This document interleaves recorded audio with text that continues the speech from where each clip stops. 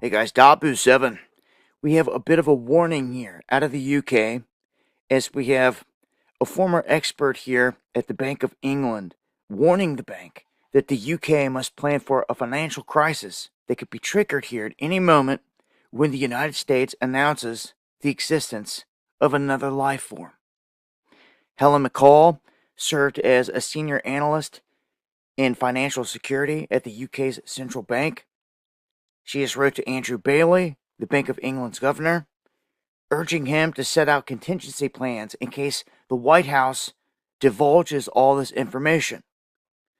Now, she worked there for 10 years and said the politicians and bankers can no longer afford to dismiss talk of alien life, if you will, and warned that a declaration of this nature could trigger massive bank collapse. And it really could be the one big thing that puts all the reset into motion. You need the entire globe to reset.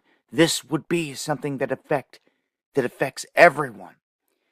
Now, she reportedly said the United States government appears to be partway through a multi-year process to declassify and disclose information on the existence of technology coming from an advanced non-human intelligence.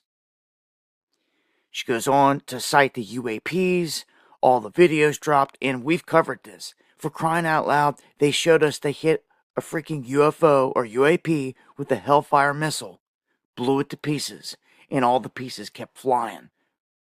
With the main part, there's something going on here. We're on the cusp, I believe, of that big announcement here at any time. And it will be Trump that comes out and makes this. They just made it clear. They're waiting on the U.S. to do it. It will be us. We're the ones at the forefront of doing this. And when it happens, it really could set everything into motion for a reset. So, we're not the only ones out here. You have experts in the banking field out here warning about this event and that people must prepare because people are going to freak out. Well, this is what it is. Regardless, we know that this is the fallen and that the governments are in cahoots with them and that they're already here. But the masses, how will they react when this information is broke? That's what it's all about. Join me. You've been warned that you're continuing to follow us and you're breaking a lot of...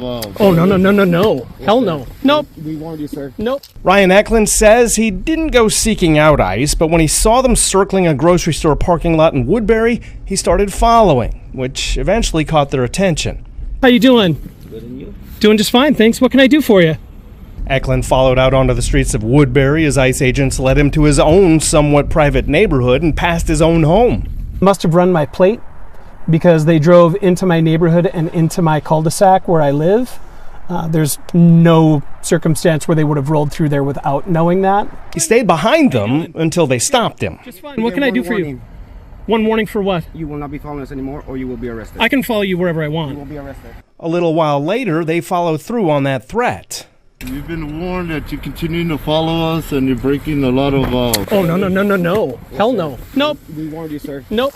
One of those ICE agents went into the back seat, gave me a chokehold around the driver's headrest, unbuckled my seatbelt from behind me in my car, and those 5 agents pulled me to the street, put me in cuffs, and put me in an unmarked van. And ICE agents technically never arrested Eklund. They did cause several injuries, including a black eye and other marks on his face, and they held him at a detention facility for more than 9 hours.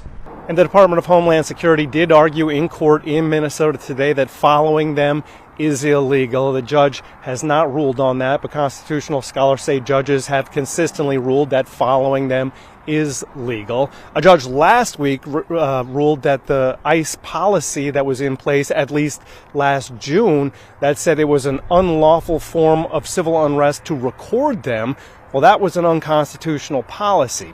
Now, I reached out to ICE to ask about the incident that happened right here and about the policies, but so far they have not gotten back to us. Mayor of Minneapolis, Jacob Frey. Mayor Frey, what is your response to this breaking news that there are 1,500 active duty U.S. soldiers on standby to deploy to your state? This act was clearly designed to intimidate the people of Minneapolis. And here's the thing.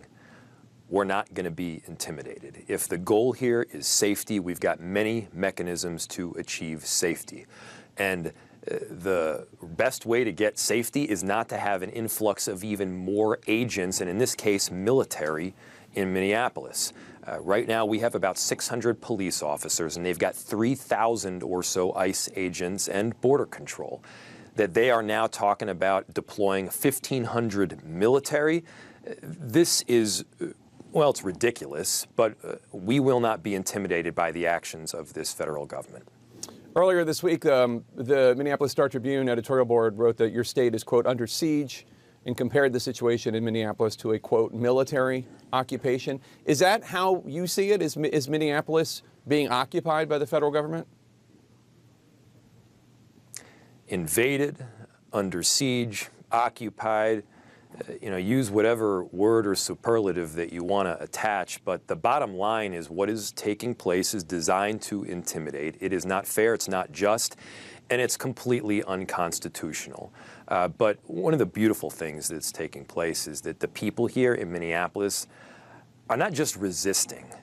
They're standing up. They're standing up for their neighbors. They're loving people. They're making sure that they got a ride to the grocery store, a safe walk to their car. They're making sure that they have those basic necessities that they need, because we got a whole lot of people that are afraid to go outside at the risk of getting torn apart from their own families. And so in the face of a whole lot of adversity, I'm so proud to be from Minneapolis. I'm so proud to be the mayor of this awesome city with these extraordinary people.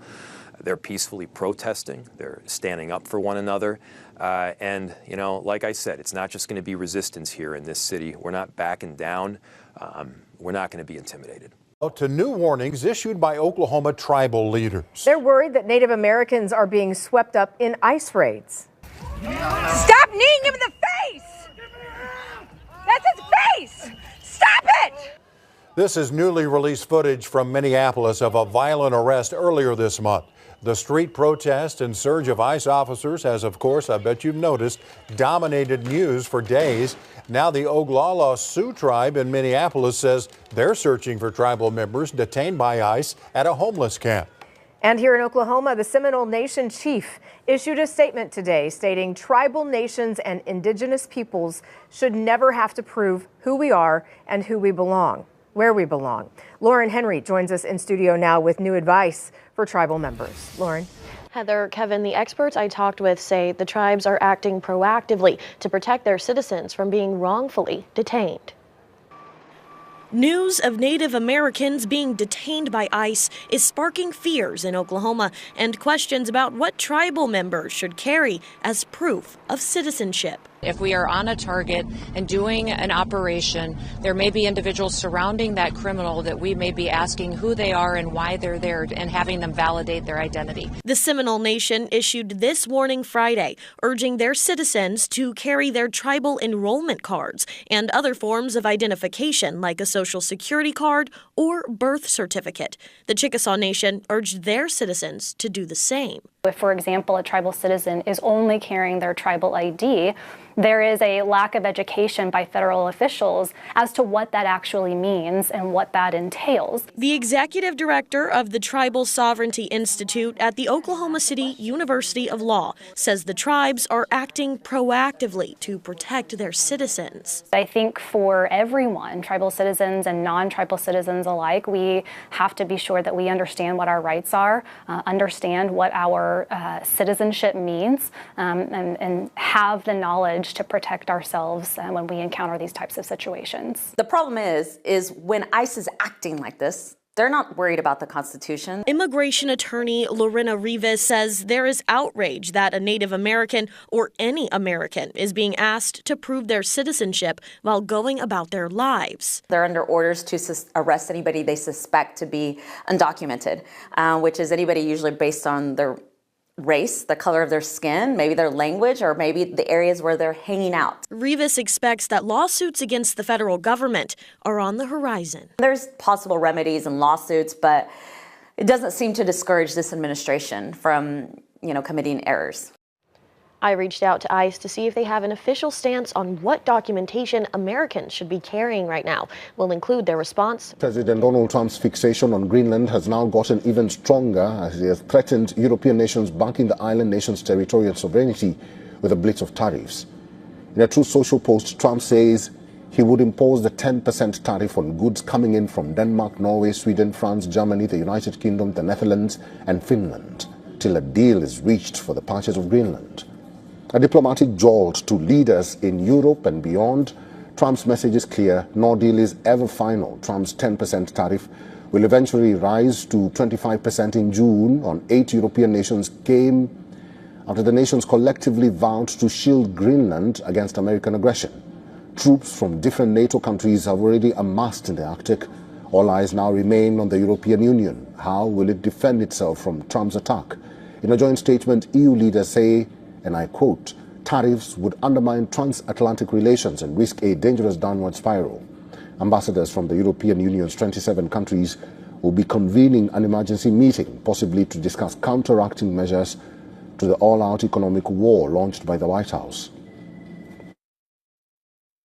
This is not how allies should treat each other, and in that sense, I understand the word blackmail. Yes, absolutely. We have until February 1st to really present a united front, to make it clear that we do not find this acceptable. And we have also stated that, as far as we are concerned, the territorial integrity and self-determination of Greenland and Denmark are not up for discussion. French President Emmanuel Macron, who has been vocally opposing Trump's Greenland takeover, has now warned that no amount of intimidation will persuade European nations to change their course. Macron's message was echoed by the Swedish Prime Minister Ulf Kristersson, who warned the EU would not be blackmailed by Trump, and the Norwegian Prime Minister Jonas Gahr Støre, who says threats have no place among allies. Macron has now called on the EU to use its most powerful measure, something that the bloc has never used before, known as the anti-coercion instrument. It is the Commission's trade bazooka that allows for curbing imports of goods and services.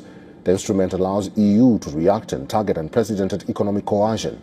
French Agriculture Minister says that Trump also has a lot to lose from threatened tariffs. Italian Prime Minister Giorgia Meloni says it was a mistake for Donald Trump to threaten tariffs against opponents of his plan. Responding to Trump's threats, Polish Foreign Minister says that tariffs can only be imposed on the European Union as a whole. Slamming Trump's tariffs, Ireland's Foreign Affairs Minister described the tariffs as completely unacceptable and described the unequivocal support from the EU as something that is democratic and acceptable by international law.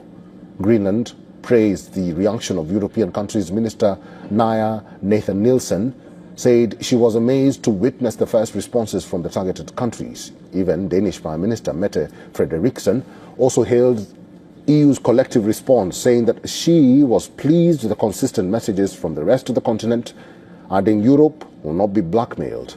Danish Foreign Minister will now be visiting fellow NATO members, Norway, the United Kingdom and Sweden, to discuss the alliance's Arctic security strategy. Thousands of people marched against Trump's wish to acquire the mineral-rich island in Nuuk, the seat of Greenland's autonomous government. Prime Minister Jens Frederik Nielsen also joined protesters who waved Greenlandic flags. Thousands more protested in Copenhagen and other Danish cities. Many of them carried Greenland's flag, while others held signs with slogans like "Make America Smart Again."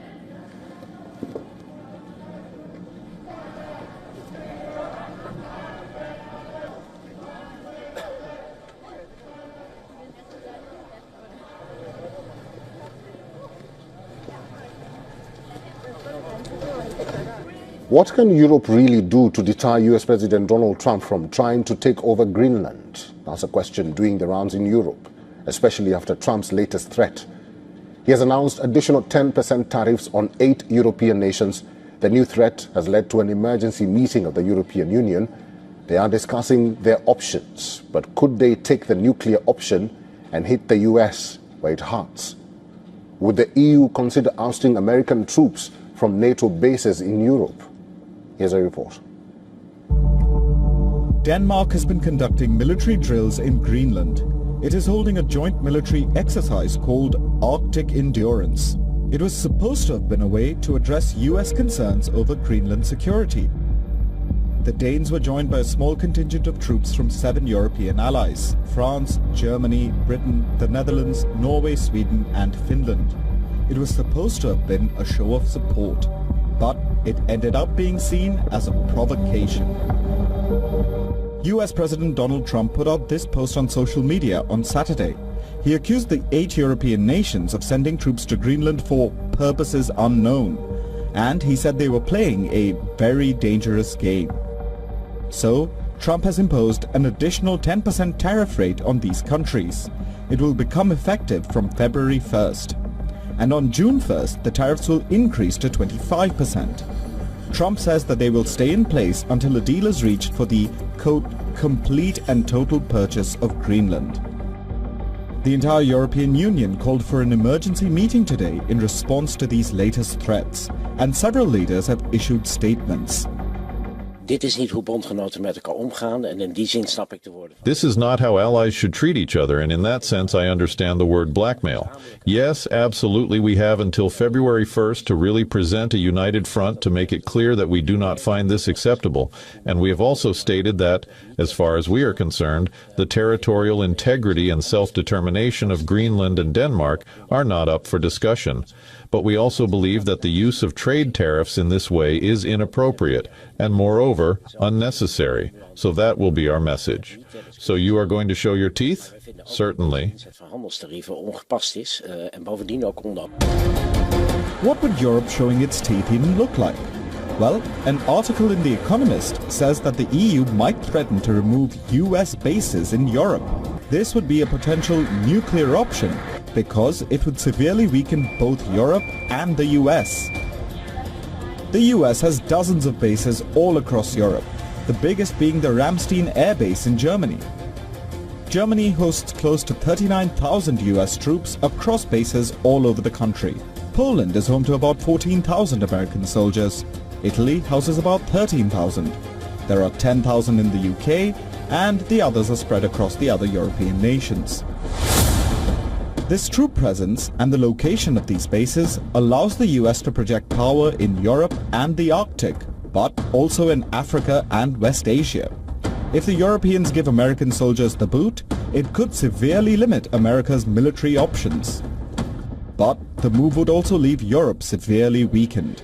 European NATO countries have depended on the US for their security since the end of the Second World War.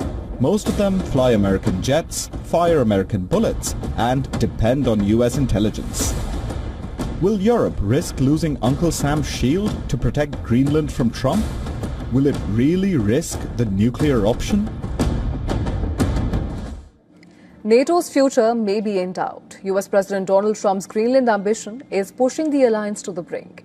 Now, voices are emerging from France about the country's role in the alliance. President Emmanuel Macron is facing calls to exit NATO. More details in our next report. Take a look.